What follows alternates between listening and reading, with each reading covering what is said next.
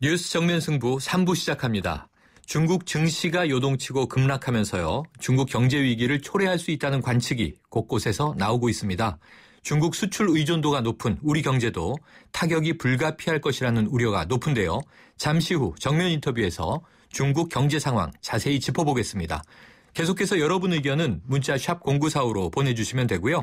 프로그램 마치면서 소개해드리도록 하겠습니다. 짧은 문자 50원, 긴 문자 100원의 정보 이용료가 있습니다. 자, 정면 인터뷰 바로 시작합니다. 안유화 한국예탁결제원 객원연구원과 함께합니다. 박사님, 안녕하세요. 네, 안녕하세요. 네, 이 지난 7월에요. 중국 제조업 지수가 2년 만에 최저치로 떨어졌다. 이런 소식이 나왔는데요. 현재 중국 경제 어떤 상황이라고 진단하십니까? 말씀하신 대로 지금 중국 국가統計局에서 발표한 자료에 의하면 지금 PMI 지수가 7월 지수가 50으로 나와서 지난 6월에 비해서 지금 하락하는 추세에 있는데요. 이는 과거 중국 전통 과잉 생산 문제가 지속적으로 지금 해결되지 않은 상황이고요. 또 단기간에 신성장 엔진 산업이 구축이 되는 어려움이 있습니다. 그래서 거기에 지방정부 부채 문제로 사실 지방정부들이 투자가 어려운 상황에 있고요. 민간기업도 지금 수출에서 어려움을 겪고 있습니다.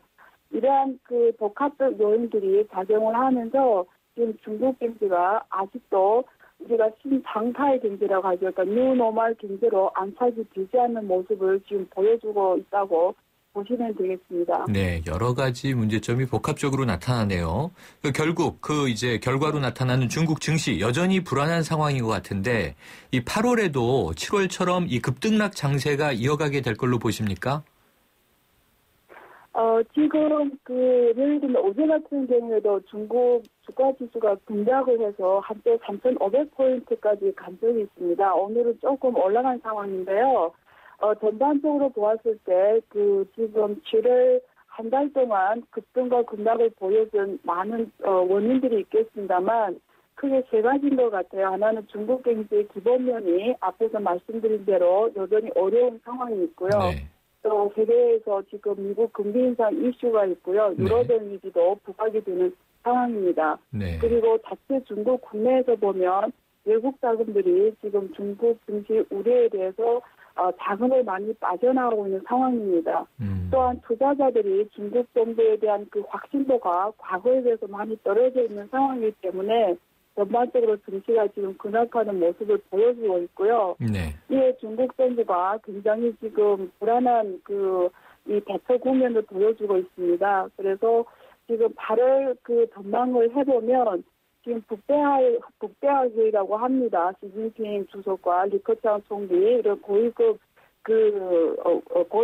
간부들이 모여서 중국 경제 전반을 지금 진단해보고 앞으로 어떻게 할 것인가를 지금 북대화 회의에서 나올 것 같은데요.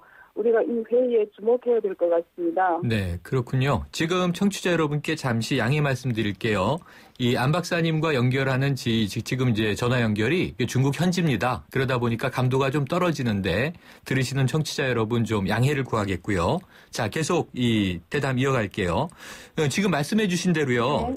중국 정부가 이 증시 변동성을 좀 억제해 보겠다면서 공매도 제한 조치도 내리고요. 또다시 강력한 시장 개입에 나선 그런 상황이죠?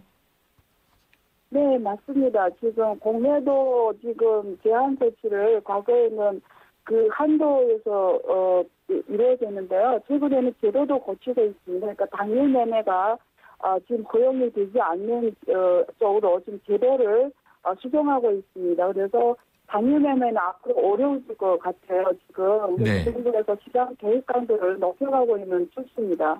네. 하지만 그럼에도 불구하고 안정을 되찾기 어렵지 않겠느냐 하는 전망도 나오고요.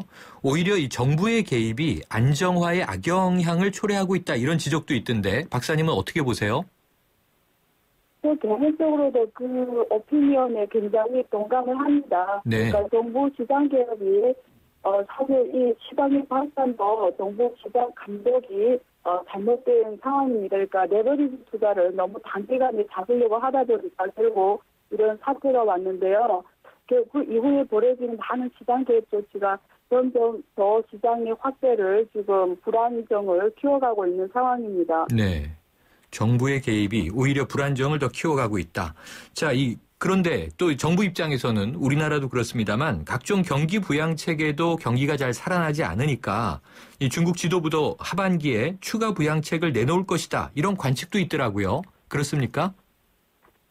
네, 지금 중국 정부에서 취할 수 있는 정책은 크게 세 가지인데요. 하나는 통화 정책에서 우리가 기대할 수 있는 거는 금리 인하 조치와 그리고 특정 은행을 상대로 해서 대출 한도를 확대하는 여러 가지 통화 정책이 있습니다. 하지만 7월에 나온 데이터를 보면 지금 통화 완화를 한다고 해서 경제를 이끌어갈 수 있는 건 한계가 있는 것 같아요. 우리가 흔히 말하는 담보 유동성 대출이라고 하죠. 네. PSL이라고 하는데요. 7월 한 달에 425억밖에 증가가 안 됐습니다. 이거는 6월에 비해서 70%나 하락한 수치인데요. 무슨 말이냐면 결국 기업들 주체가 지금 통화 수요가 많지 않다라는 거거든요. 네. 그렇기 때문에 지금 통화 완화를 한다고 해서 부양책을 펼친다고 해서 중국 경제를 이끌어갈 수 있는 건 조금 한계가 있는 것 같아요. 우리가 기대할 수 있는 거는 결국 개방 정책인데요. 네. 지금 중국 발전 개혁위원회에서 많은 인프라 투자 정책을 지금 확대하고 있는 방향으로 추가 부양책을 하반기에 많이 내놓을 것으로 보입니다. 그래서 직접적인 투자가 중국 경제 하반기 안정화를 이루지 우리가 좀 주목해봐야 될 것 같습니다. 네, 그렇군요. 그러니까 지금 중국 정부는 통화 완화로 뭔가 경기 부양 기대를 하고 있는데 그 부분은 좀 부정적으로 지금 전망을 해주셨고 오히려 정부가 직접 투자하는 재정 정책이 좀 강화되면 도움이 되겠다는 말씀이신 거네요. 자, 그런데요. 이런 중국 정부의 움직임에도 불구하고 지금 국민과의 약속이라고 할 수 있는 7% 성장, 이거 지키기 어렵다 이런 이야기가 나오고 있는데 박사님 어떠세요? 이 7% 성장 중국 가능할까요? 저는 중국 경제를 이렇게 봐야 될 것 같아요. 사실상 1분기에 7%, 2분기에 7% 성장률 발표를 주었습니다만 사실은 그건 인플레이션을 조정한 값입니다. 네. 실제 2분기에 GDP 실제 성장이 5%밖에 안 됩니다. 네. 때문에 우리가 중국 경제를 보면서 앞으로 그 7% 성장이나 안성에 큰 의미가 없고요. 중국 경제 성장률을 5%로 보고 접근하는 것이 필요하다고 생각합니다. 네, 냉정하게 인플레이션을 감안하지 않고 5%로 보는 것이 옳다.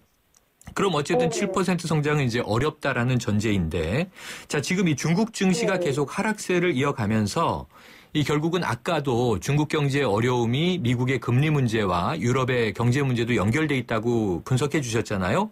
네. 결국 중국 증시에 또 아시아 주요국의 증시가 다 또 연결돼 있지 않습니까? 일제히 내려가는 모습을 보였거든요. 그렇다면 현재 이 중국 증시의 악영향, 이게 좀 일파만파 어디까지 미치게 될까요? 한마디로 보면 과거에 미국이 했던 역할을 시장이라는 거대한 시장 역할을 지금 중국이 하고 있는 상황입니다. 네. 때문에 세계 모든 국가들이 중국 경제에 의존하지 않는 국가가 없기 때문에 세계 주가 시장의 동조화가 지금 확대되어 가고 있습니다. 네. 따라서 앞으로 의존권 높은 한국뿐만 아니라 아시아 국가를 떠나서 유럽과 미국까지도 굉장히 영향을 크게 받을 것으로 전망이 됩니다. 네, 이게 전 세계적으로 확산될 가능성이 높다 이렇게 우려해 주셨는데요. 자, 중국이 주식시장 부양에 나섰던 이유는 바로 시장 기능 강화라는 명목이었는데요. 오히려 상황은 시장 기능 강화가 아니라 반시장화로 가는 것 같아요. 이 중국의 시장화 개혁 좀 이대로 어려운 거 아닌가요? 앞으로 중국 경제를 보내에 있어서 지금 제일 키포인트가 바로 시장화 계획을 시진핑 지도부가 지속하느냐 안 하느냐를 가지고 평가할 수 있을 것 같아요. 그래서 가장 개인적으로 우려하는 거는 이 상황에서 시진핑 지도부가 하고자 했던 시장화 계획을 중단하는 것이 가장 우려스러운데요. 만약에 중국 정부가 아직 시장화되지 않는 영역, 금융 영역이라든가 토지 개혁, 노동시장, 여기 호구제를 말하거든요. 노동시장 개혁이라든가, 그리고 자원 가격 개방이라든가, 이런 아직 시장화가 이루어지지 않는 영역에서 지속적으로 시장화 계획을 확대해가는 흐름을 보인다면 중국 경제는 앞으로 추가 성장이 가능합니다. 7% 성장이 사실상 가능하다고 보면 됩니다. 네. 문제는 중국 정부가 지금 상황에서 이 개혁을 멈추면 오히려 진짜 우려스럽다고 보면 되겠습니다. 네, 알겠습니다. 개혁을 멈추는 게 오히려 우려스럽다. 앞으로 성장 가능성이 있다. 이렇게 진단 주셨습니다. 오늘 말씀 감사합니다. 네. 네, 감사합니다. 네, 안유화 한국예탁결제원 객원연구원과 함께 중국 경제 분석해 봤는데요. 중국 현지 연결이다 보니까 의외로 지금 감도가 너무 낮아서 청취자 여러분의 양해를 다시 한번 구하겠습니다.